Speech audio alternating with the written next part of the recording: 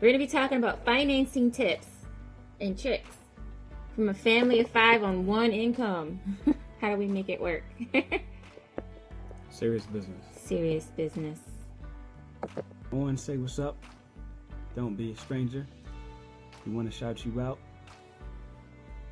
This is really just to give everybody some quick tips on financing, on how to be a good steward of your money, or how to stretch your dollar, make it go a little bit further than usual. Christina, what's up? How's it going? Financing tips. Family of 5 on one income. That's what we're going to be talking about tonight. So the Lord placed that on my heart, so I just wanted to get this out there. Yeah, it's not going to be nothing deep. You know, it'll be very fast, but it's going to be something that you can really apply to your life. Yeah, practical tips.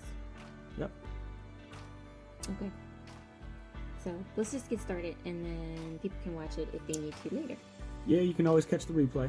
So if you don't get to get on now, catch the replay later. If you do happen to get on and you have any questions while we're doing the video, just chime in. We'll respond to them as soon as we see it. Yeah. Okay. All right. So go ahead, babe. So, yeah, like I said, family of 5, one income. People kind of, I don't know if people know that, but I did resign from my job, like 2 years ago or so. 2 years ago. Yeah, 2 years ago, just to take care of, my grandmother was sick at the time, and our middle son was just diagnosed with autism. So it was just like a lot going on. I had just given birth to our 3rd son. So it was just like a lot going on at the time. So we just thought it was best for me to resign from the job. So obviously there was a lot of cutting back that we had to do. So we're just going to share some practical tips that we do to kind of manage the money that we have. We think it's incredibly important to steward your money, be good stewards of your money. Okay. So right. I guess I'm going to go with the first. You want to do the first one? Or you want me to do the first one? You can do it first. Okay, I'll do the first one. So tip number 1, we have 10 tips, okay? So the first tip that we have is budget. I know you guys hear that word all the time, but that it's so real, and it is necessary in the Bowles household. We budget, okay? And self-control, all right? So if it doesn't come natural to you, one tip that I can give you is to use a calendar.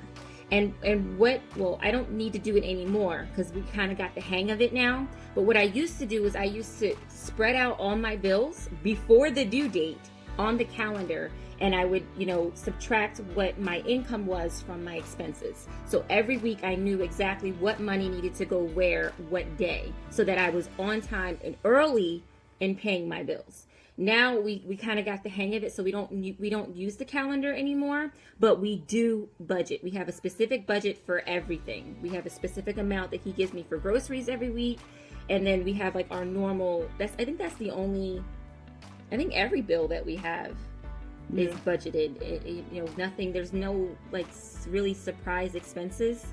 So only one thing we do is like flex a little bit on entertainment. Yeah. Now that may vary. Based on if you want to have a date night, if you want to buy some new Jordans or some new clothes. I love kicks, I love clothes, whatever. But if you want to spend a little bit, put that into the budget. All right. If you don't plan, you're planning to fail. Mm-hmm. That's what's going to happen. Yeah. All right. So put that into your budget that you're going to have some extra spending money. Currently, I'm actually budgeting just for Christmas because I know around this time of year, I get hard. So I usually put aside some money every paycheck just to take care of the wife and the kids for Christmas coming up. He's taking tips and putting them in this one. So I guess we don't have 10 tips anymore, but nevertheless, these are the things that we do. So yeah, like he said, allocate like entertainment and extra spending money because you're going to do it anyway. So make sure you put that kind of stuff in the budget. So it's kind of like you don't feel like you're confined, and if you want to go out to dinner with the girls, like if your nails done, or go to a game, or like you said, get sneakers or get clothes, or stuff like that. You want to be able to still enjoy your hard work. You don't want to just have to spend money on bills all the time.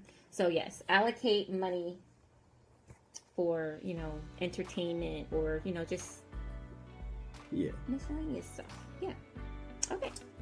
Tip 2. don't overspend. Stick to your budget. Don't overdraw your account. Overdraft fees are a pain in the butt. Yes. Just to give you like an example, some banks even will work with you. Recently, we had switched to PNC about almost 2 years ago. TD Bank, they want to charge you fees for using your own money. Some days, they will wait a business day or two to check out transactions, and you always need like a minimum balance. Right, and that's hard if you're not making like top dollar, and you're really like stretching those dollars, and you're kind of like on that tip of living paycheck to paycheck, or you're living paycheck to paycheck, or you can't even do that, and your bills are late all the time. That makes a big difference, and I think we're really happy with PNC Bank. Like we haven't had not one complaint with them. Yep, as long as you have like a minimum deposit going in there every month, there's like no kind of minimum balances or which helps. Fees like that. So you want to make sure that you work with a bank that works with your finances. Right. That they're flexible. Most of my money is stashed away anyway in like a savings account, so I don't keep it in my personal checking. Right. So again, I'm just going to reiterate what he just said. Find a bank that doesn't require you to have a minimum balance if you are kind of like paycheck to paycheck or kind of struggling to make ends meet sometimes. And we're very happy with PNC Bank. We don't need a minimum balance, and they don't play that. Sometimes like TD Bank would do stuff like back when I was struggling, they would do stuff like I would check the balance the night before at like 12 midnight, and then like the next morning I would wake up with overdraft fees because they had put something in like through. They were real sneaky. So PNC Bank, they offer that service where you don't need a minimum balance. And also, what did I have here? Oh yeah, another tip. So to not overspend, one thing that you can do is take out cash. Sometimes cash is a lot easier because you see the money leaving your hand as opposed to using the debit card or the credit card. You don't really know. It's just kind of like you're swiping, so it's harder to really keep tabs on that. But when you take out cash, you know what's leaving your hand. So that's a tip if you have a difficult time kind of managing your finances. True. Okay, number 3. Shop out of priority, not out of want. So it means buy things that you actually need. Groceries is a necessity. There's a lot of times where I'll be out and I actually want something, but it's not about what I want. It's about, do I actually need it? And if the answer is no, or I know it's going to make me go over my budget, I won't get it. We're all adults here. Sometimes you got to put your big boy pants on, and you got to say, you know what? I got bills to pay. I can't really deal with, just buying something just because I want it, or to keep up with the latest trend or the latest fad, whatever. I want the new iPhone 8. I want the new this or the new that. If you can't afford it, don't get it. Yeah, or we're if going it's to talk not in your about budget, ways to kind of make that work too. Right.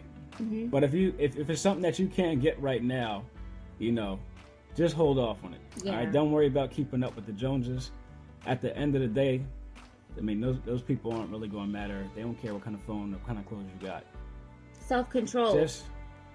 Exactly. Self-control. That was like part of tip number 1. But self-control is very, very important. So yeah. Okay. So number 4. Paying your bills on time. I think Demetrius Tilley was on here. He's like a realtor. He'll probably be able to attest to that. But paying your bills on time, just in kind of going back with the other tips that we already went through, making priorities, okay? So when you get your paycheck, prioritize what needs to be paid first before you go having fun. Spending, whatever the case may be, because then you find yourself in trouble. But paying your bills on time, continuously and habitually pay your bills on time. And what this helps you do is get good credit scores. My battery's low. Awesome credit scores, okay? That's what you want, because the credit scores means lower interest rates and thus more money in your pocket, okay? Over the long run, more money in your pocket. Even like we had just recently bought a car. Was it this year? This year we got a new car. April. And he has really good credit. My credit is doing better, it's a lot better, but he has excellent credit. and he got like the best interest rate. And then when we were in the room actually signing the papers for the car, they gave us exclusive terms that they don't offer everybody. Yep. So paying your bills on time, and that helps with you buying a house, getting, just anything really, like anything that you mainly buying a house and a car. Yeah, anything really that you need a credit line for, a loan of any kind, cars, houses, even credit cards, because those APRs and stuff, those interest rates all go off with like your payment history and everything. So that all matters. I can't tell you, like, from personal experience, I know some of my friends that were paying like BMW car notes for a Honda. And it's sad because the bad credit would jack you up. I don't think people really realize, but even cable companies, they check your credit when you set up service. They'll request a deposit. Yes. I know even PSE&G, when I moved into my condo, they checked my credit. Mm-hmm. And if you don't have good credit, they will ask for $800 down just for you to get cable. For electric. Right. So like little things that you actually need. This ain't even something that you want. Necessities in life, your cable, your internet, your electric, companies check all that kind of stuff. Mm-hmm. And bad payment history is bad news. Yeah. And me personally, like, if you're in a place right now where you already have that credit, I've been there from the previous divorce that I had years back. Paying your bills on time is the fastest way to get to better credit. It's like I haven't because I haven't had a job, but nevertheless we still have stuff in my name. So paying those bills on time has gotten my credit, like, it's just been moving up. Like I haven't been doing nothing but paying my bills on time. Literally, that's it. Okay. So next tip, number. I kind of said this in the previous tip, but just plan as far ahead as possible. Yeah, number 5. That's for like vacations, trips, holidays, birthdays, anniversaries, whatever kind of big expenses that you got coming up down the line, or you have a goal in mind that you want to set. iPhone. Plan ahead for it. Them Jordans. Just put a little extra aside every paycheck, so that by the time it comes, you got the money in hand to get it. Right. And I know some of these tips might sound, cliche. We actually do these things. Yeah. I don't think we could do anything if we didn't. Like, it's necessary that we do these things, especially that plan ahead as far as possible tip he was just mentioning. We do that for everything. We go away at least once a year on a trip out of the country. We plan ahead for that. When we buy cars, we plan ahead for that. All holidays, birthdays, anniversaries, we plan ahead for all of that stuff. Christmas, we plan it. Back to school, mm-hmm. We plan ahead for everything. We put every money aside, and he go 6 months, 3, 5, 4 months. 4 months ahead. Sometimes 6 months ahead. We went to Australia last year. Paying that all was the bills not free. is rough. We rough paid that out off. here. Yeah, it is. So yeah, plan ahead. So that allows for you to make installments and be responsible. Even I was just we were just in a wedding recently last year. We planned ahead for that. There's no way that we could have done that, made that happen. We last year, this year. Oh, what the heck? I'm thinking. We actually did 3 weddings this year, oh, which was Lord, even worse. Yes, 3 weddings. That was like a killer. By the way, shout out to Jazz and Sean. Yes, we enjoyed being your, best man and matron of honor. Yes. But yeah, that kind of stuff, we had a plan ahead for it. As soon as we knew about it, I was like, all right, yes. We got to start putting the extra money aside because it's an expense that you got to build in. Mm-hmm. Otherwise, like I said, if you don't plan, you pretty much setting yourself up. Yes, you're going to be in trouble, right? Yeah, and that's something that we literally do. We plan ahead. That's no joke. Mm-hmm. All right, so number 6, keep credit usage low and pay off balances completely every month. All right, if you don't use it if you don't have it. If you don't know, like a lot of the times with credit scores, it also goes off like your debt to income ratio. They don't recommend usually that you go above 10% of your credit line. So like if you have a $10,000 card, don't keep a balance above $1,000 on it. So that's going to make sure that your credit stays good. Don't keep no balance at all. Yeah, if you can pay it all off, I don't go ahead and pay it off. But for me, myself, I got a couple credit cards, but I keep low balances on them. As soon as I get it, I pay it off. Pays it off. them credit cards will get you caught up, like for real. If you, sorry.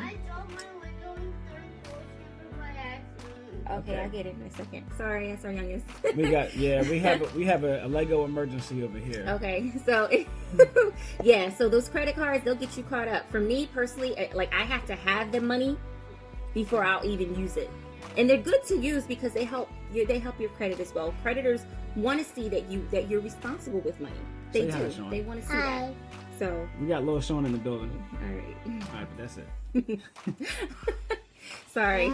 Okay, so yes, so keep credit usage low and pay off balances I would say every month or as fast as possible. Okay, don't use it if you don't have it. All right, so number 7. We kind of actually touched on that. Let's go to the next one. Which one was that? Yeah. Oh, save for short. Let's go to number 8. Number 8 would be take advantage of free money.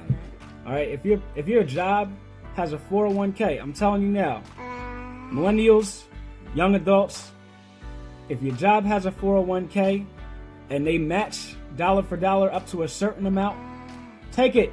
It's free money. It's free money. Free. Hear me? Free.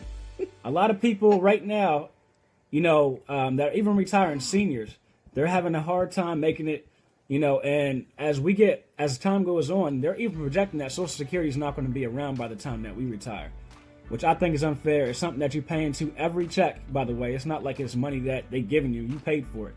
But either way, they're cutting Social Security and Medicaid and all that kind of stuff.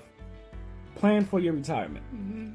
Take advantage of the free money that they're going to give you at a 401k, pensions, Roth bonds, IRAs, all that kind of stuff. You're going to need it in the long run, and it's very good for your nest egg at the end when you're ready to retire and you actually want to live comfortably without worrying about where's the money going to come from. Amen, brother.